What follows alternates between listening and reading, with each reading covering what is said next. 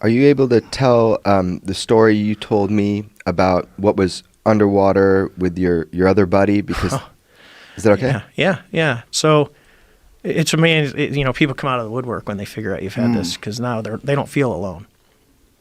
So I was working. I still do it, but I was doing oil and gas at the time on a contract, and one of the guys, the story came out, and he was a Navy helicopter pilot.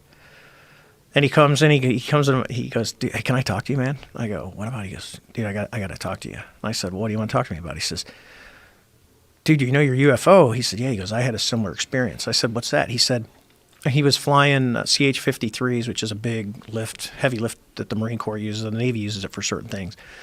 And when they go off of, for the East Coast, they do a lot of shooting off of, at the time, it was off of Puerto Rico. We had Roosevelt Roads that they ended up closing. But he was flying out of there.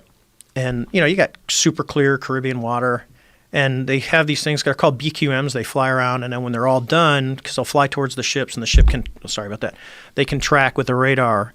And then they also do, when the ships or submarines shoot torpedoes, they're called telemetry rounds. So they gather all the data on what the torpedo is doing underwater, and then they blow ballast, and this thing will come to the surface and float, and then they go pick them up, and then they can extract all the data out of them. So they do it for both. So he said the first time they're out and they're going to pick up this BQM. And those things, when they're flying, they're done, a parachute comes out and they got to go, they hook it up, the helo drops the swimmer in the water. He goes and hooks this whole thing up, and then they hoist the whole thing up and fly back, and then they extract the data. So he says he's sitting in the front, you know, in helicopters, there's, you know, CH-53, you can actually see down by your feet, you know, just like typical, like you go to Hawaii and ride, because you can see when you're touching down.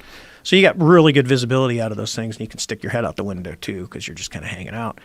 He says he's going on there, and they're getting this thing hooked up, and as he's looking down, you know, because they're, 50 feet above the water, he sees kind of this dark mass coming up from the depths. And they start to hoist the diver up, and they've got the BQM, and as they hoist it up, he says, and he's looking at this thing going, what the hell is that? And then it just goes back down underwater. It just like, once they pull the kid and the BQM out of the water, this object descends back into the depths. So he thinks, well, that was pretty weird. So he goes out, he says, not too long later, you know, a few months later, he's out and he's picking up a torpedo. So he says they hook the diver up on the winch, and they're lowering him in, and as he's looking down, he sees this big, massive, he goes, it's not a submarine. He's seen submarines before. Once you see a submarine, you can't confuse it with something else. This big object, you know, kind of circular, he says, is coming up from the depths, and he starts screaming through the intercom system to tell him to pull the diver up, and the diver's like a few feet from the water. So they reverse the winch, and the diver's thinking, what the hell's going on? And he's getting pulled up, and all of a sudden, he said the torpedo just got sucked down underwater, and the object just descended back down into the depths, and they never recovered the torpedo. Jesus. And this happened in the late 90s. Mid to late 90s, I think it is. I could probably get in touch with him and ask him. And he told me this story, and I'm like, how do you report that?